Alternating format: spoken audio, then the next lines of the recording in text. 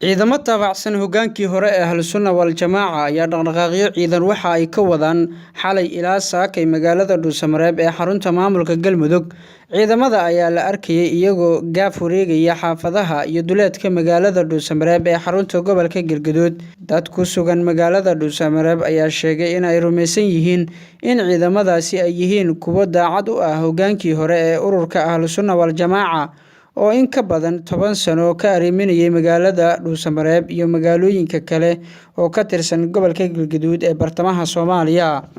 Dowladda Federaalka Soomaaliya ayaa bishiina dhaaftay ee July waxa ay shaaca ka qaaday inay qarameyneyso ciidamadii Ahlusunna ee gacanta ku hayay ammaanka magaalooyin ay ugu waaweyn yihiin Gurceel iyo Dhuusamareeb. Intaas kadib waxay Ahlusunna iyo dowladaba si wadajir ah u sheegeen in ammaanka magaalada caasimadda u ah maamulka dhismihiisa lagu howlan yahay ee Galmudug ay la wareegtay dowladda dhexe, ciidamada sugayana ay si toos ah uga amar qaadan doonaan dowladda federaalka.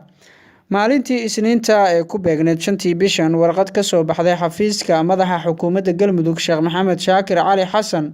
oo isagu ka mid ah hogaamiyaashii sare ee Ahlusunna ayaa lagu muujiyay cabasho ay ka qabaan dhaqangalka heshiiskii ay hogaankii Ahlusunna la galeen ra'iisul wasaaraha xukuumadda Soomaaliya Xasan Cali Kheyre.